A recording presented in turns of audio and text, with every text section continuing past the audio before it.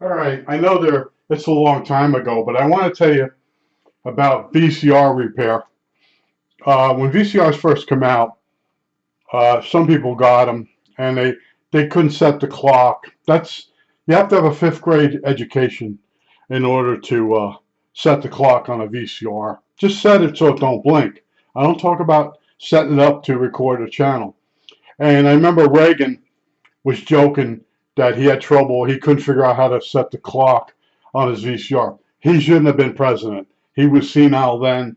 He was senile when he got out. He died from Alzheimer's. Anyway, so VCRs, a lot of people got them. They make up stuff, and then I'd be sitting there and like, no. And he said, well, my VCR won't record unless the television's on. She insisted, so I went over there. You know why? She turned the TV off by turning the wall switch off. The wall switch was the same line that the VCR was plugged in at. And then, of course, when she turned it back on, the clock would be blinking. So her clock was always blinking. And I just left there. I said, look, I can't help you. I said, read the manual. I left.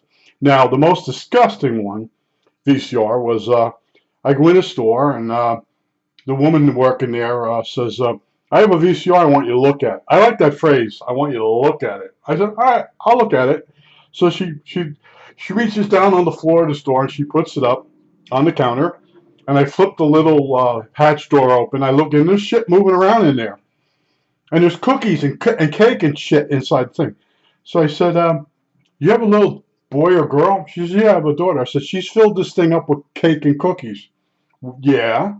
You can't fix it? I said, yeah, and on top of that, there's things running around in there eating the cake and cookie.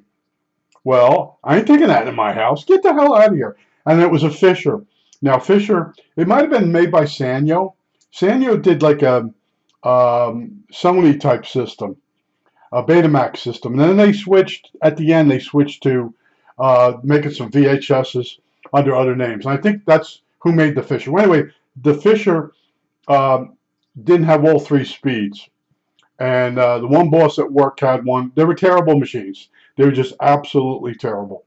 And I was always doing conversions. The guy would give me a relative's video, and then he'd say to me, "Can you convert this over to a different speed, so he could play it on he could play it on his Fisher." And funny stuff. But you deal with these wackadoodle things. Like here, this guy he brought me a lot of VCRs to repair for his family, and I opened it up. It's got like black soot all through the inside of the VCR. And I call him up. I said, do you have where you have the VCR, do you have a fireplace? And he goes, yeah. I said, it looks like the machine is filled with soot. I said, I can't figure this out.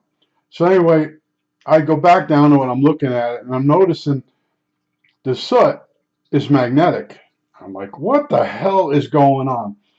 And I'm looking at the inside of the VCR, the head, and it's like worn ridiculous. So I said, I call him back up again. He was a guy I walked with sometimes at the park. I said, tell me about this VCR. He says, oh, I have a little granddaughter. She's got like Asperger's? No. ADD? Well, anyway, she had a disability, and she'd be the most happiest. She would record a football game and then kept redoing a replay on it, and that would amuse her. But what happened is they never gave her a different tape, so she used the same tape over and over and over to where she wore off the oxide off the tape, and it was all throughout the machine. I cleaned the machine up. It works great. I return it to him, and then the next day he's walking with me in the park. He says, that VCR don't work. I said, man, I really tested that. So I go over to the house, and he shows me the VCR. And I said, that's not the one I fixed. What do you mean? That's not the one I fixed. And then I look at the back, and the reason it's not working is the ins and the outs are reversed. I changed that. It works. So he calls his daughter up at work. His daughter was divorced. It's a whole thing. I used to get involved with people. And he calls her up, and it turns out the VCR that I fixed She liked it so much better. And she put that in her bedroom, hooked it up, it worked. And then she took her VCR in the bedroom and put it out there and quickly put the ins and outs the wrong way. So that was a call to the house I didn't get paid for. That's the problem with VCRs. Uh, the one guy, he doesn't tell me anything. His wife is using the same tape day after day. She has it set up, the timer set up to get one of the soap operas. So for 2 years, the same tape is recording the soap opera. She plays it back at night, and that tape, when tape wears out, it becomes like a bracelet, and it messes up the inside of the VCR. The VCR has been really run a long time. It's never been oiled. It's never been serviced. I get it all working. I call him up to tell him it's ready. He goes, oh, he goes, I was supposed to call you. I go, here we go. Here we go. I got a bunch of parts in that VCR. He goes, we went out and bought a new VCR. So I'm at. He don't want the one back. And I just said, you still owe me the money, right? But I didn't. And I started getting VCRs where when I called people up to come get it, they didn't want it. I bought one cheaper. Yeah, I bought a cheaper one. It's not as good as anyway. One day the garbage man in New Jersey would take everything. And one day I took 5 working VCRs and I put them on the apron for garbage. The apron's the piece of grass out by the curb. I put them there, and the garbage man didn't even blink. They just threw them out, and that was it. I stopped fixing VCRs for people. Some of the stupid stuff, they would take the VCR, or somebody would borrow it, and then they put the antenna in and out to the TV backwards. It was all these calls, and the people were, "You going to charge me?" I'm like, "Oh, let me just get out of here." But when I quit working TRW, it seemed like I'll fix VCRs. I stopped in a video store, and the guy was getting $45 to tune up a VCR. I got talking with him. He would take a cleaning tape, and he'd put it in the VCR and run it for a few minutes. Then he said on there for $15 he checked the tracking. So he put a known movie in there and moved the tracking control back and forth and make sure it's centered. He didn't know how to adjust it if it was off, but he would charge people for doing that test. So I figured I'll honestly go into fixing VCRs. Now, there was a company that sold VCR parts, and it said this kit for over $100, a kit of most used belts and lights and the whole thing for a VCR. I ordered. It's all Sony obsolete Betamax parts.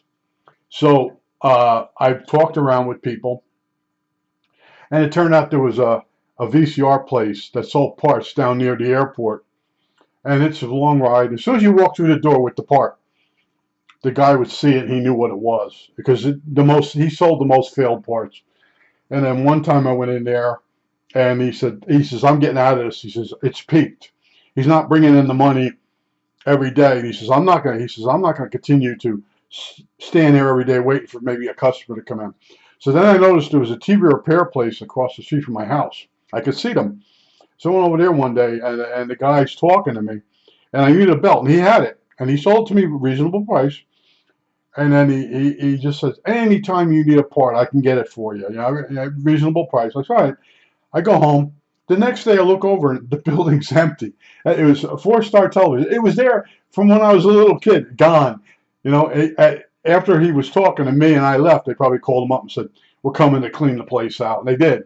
And then they moved I think it was a chiropractor into the building. But VCR repair, just as soon as the prices came down to a certain point, nobody was fixing them. Now, I might have told you once before, this little Chinese kid was fixing VCRs on the main Ridge Road. He had a building he was renting, and he put out the coupon company. Well, anyway, he spends thousands of dollars to have the coupon company send these discount coupons to everybody for $10 off or $20 off on a VCR repair or tune-up. So I go in there just to see if he's got this one belt. And I hear crying. And I look down on underneath, and he's down underneath. I thought he got robbed and beat. And I get him to come back up and calm down. And he told me he spent thousands of dollars to send these coupons out. Valpak. That's the name of it, Valpak. And he says, I got, of all the money I spent, he says, I got one customer, an old person, and they brought in a Betamax, and he didn't fix Betamaxes. So he spent thousands of dollars to have coupons sent to all the surrounding towns. He got one customer. It was a anyway. It was a Betamax, and then he decided to get the hell out. So he starts calling people to come pick their VCRs up. They don't want them, and he starts telling me. He says he had to buy a dumpster. And at that time, they started these laws where you just couldn't dump these electronic stuff in the garbage. So he had to get a dumpster and put all the VCR stuff that he wanted to throw out in order to clean this building out. And the dumpster, they're not cheap in New Jersey. They're $1,000. So he paid $1,000, and then the town wanted him to buy a permit in order to put it on the main road out in front of the store. He had no other place to put that dumpster. If he put it on the sidewalk, that's wrong. He couldn't put it in the back of the building because he didn't have good access to back there. So and so anyway, he's telling me he got the, I guess he got the news about the dumpster and the permits, and then he just started crying, and he just dropped to the floor. I come through the door. I thought he got robbed and beat up, and I stayed with him till he calmed down. And then as I'm coming back home, I still had my car then. I'm like, that's it. That was another, that's it. Not even for a friend. And people, no, buy a new one. They're only $85. And I think at the end I think there was some store selling for 50 of a cheap, a really cheap VCR. But they went from my first RCA VCR, VT 250, something like that.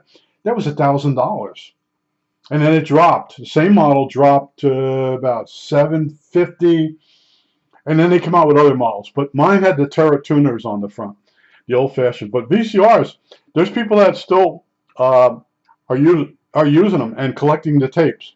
And I was at a yard sale, and the guy kept saying to me, "Do you want them?" I don't want them. And in one yard sale, the guy kept saying to me, "You want these?" He had all brand new blanks. But they were an off-brand. They weren't BSAF or Sony or Quasar or what was the other one? Fuji. Fuji was like the best VCR tape at the time. RCA there were RCA tapes, same company. Quasar, same company. JVC, same company. And I was sitting there at work, and I had a video club at work, and one of the guys said to me, he goes, Theater Vision has a bunch of Quasar tapes over there. And I said, yeah, Quasar's RCA. He says, nobody wants them with the name Quasar on them. Brand new tapes, blanks. So I go over there, I talk to the guy. The guy, here, buy some more, buy some more. I get them for like $3 each. And that's what I started the VCR, the club, with the movie club at work. And then later on, someone told me Fuji's were real good. And I did some tests, and it had a clearer picture. It was just the oxide on the tape was much better. Let's just put it that way. But yeah, I switched to Fuji.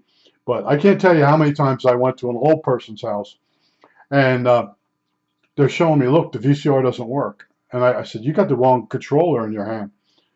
And they'd argue with me. I said, so they look around, they find the right controller, and then of course they wouldn't pay me.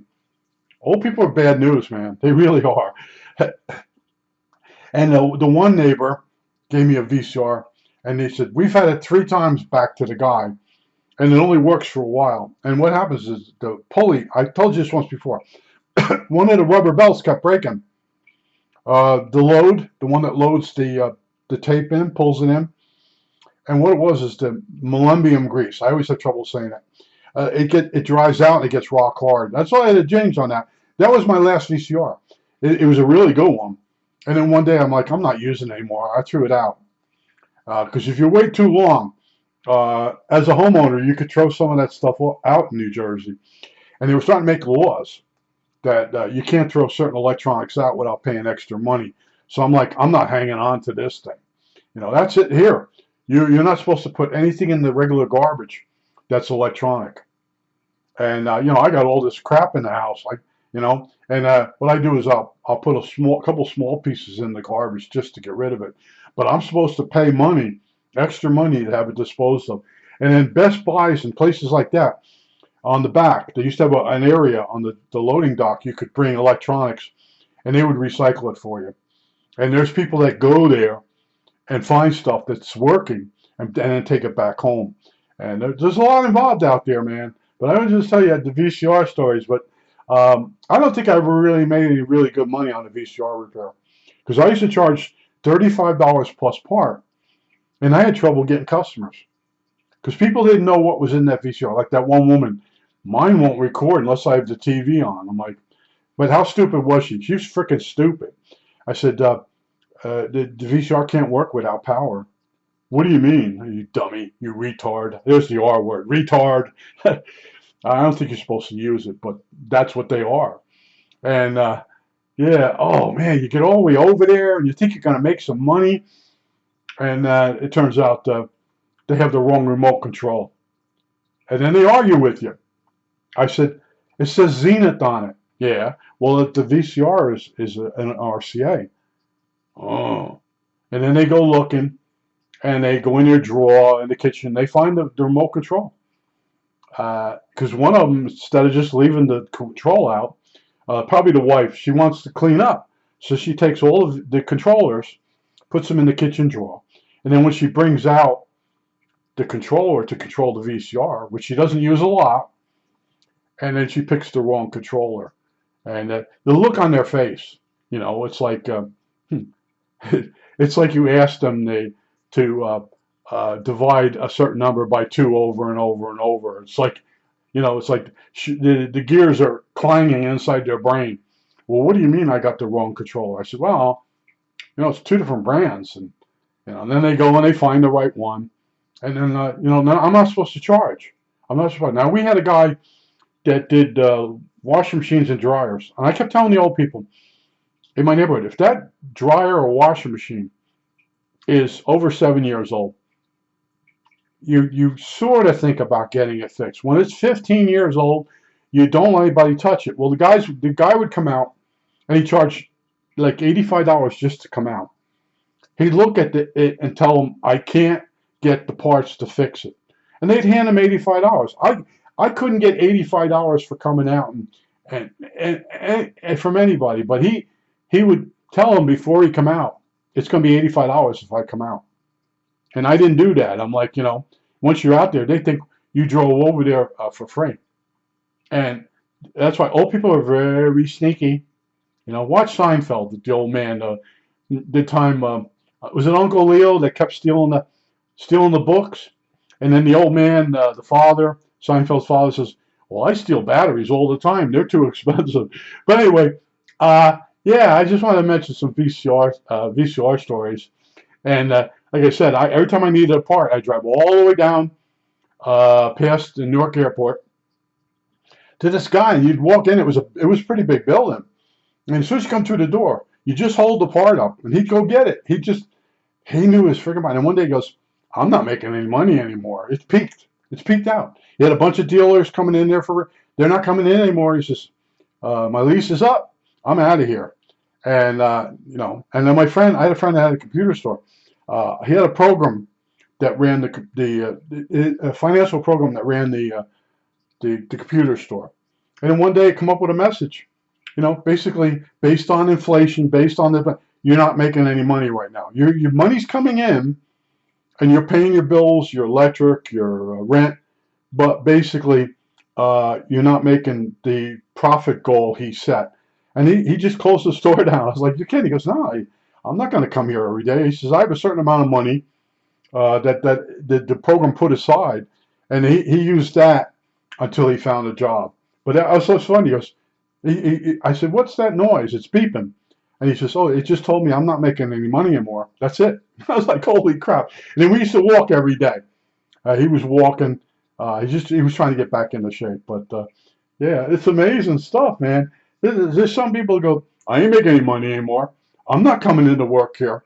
It's a waste of my time. It's not going to get better. You know, it's like the program's tracking the fact that you have less customers. And he was buying up other computer stores. And he said that. And he'd buy a computer store and all the extra parts, hard drives and stuff, I would put on eBay for him. And he'd give me half because I don't have the time to do that. So I would sell Apple stuff. He had some Apple stuff. And I put it on eBay, brand new in the box. And I'd give him half. And I did all the work, paid all the, it paid all the stuff on eBay to put stuff up, and then I give him half, and I did that for a while. I had all kinds of ways to make money for a while, and then it dried up, man. When that economy crashed 16 years ago, I think we're at now, there was no way. There was nobody that wanted me to put blacktop on their driveway. There was no. It just all the people that wanted me to cut their lawn, that all evaporated. I'd go by a house, and the old guy would be out there doing his own lawn. And I'd stop and talk to him. The future's very iffy. He says, I'm limited on Social Security. He says, I just retired. And he says, I'm going to do all this stuff myself and see what happens, you know. And like I said, I end up getting out of New Jersey back. I think it's 16 years ago. But I just want to tell you about some VCR stories. I know some guys like them. Uh, but I never really had a VCR that was hard to repair. It was all stupid stuff people did to it. You know, the woman says, can you look at the VCR? I lift that little flap up with my finger, and I see creatures in there running around. You know, she'd take it home and clean it out and get the cookies at it. Nah, it ain't gonna happen. It ain't gonna happen. Not for a Fisher, an $85 Fisher VCR. Bring cockroaches into my house. I think that's it. All right, that's it.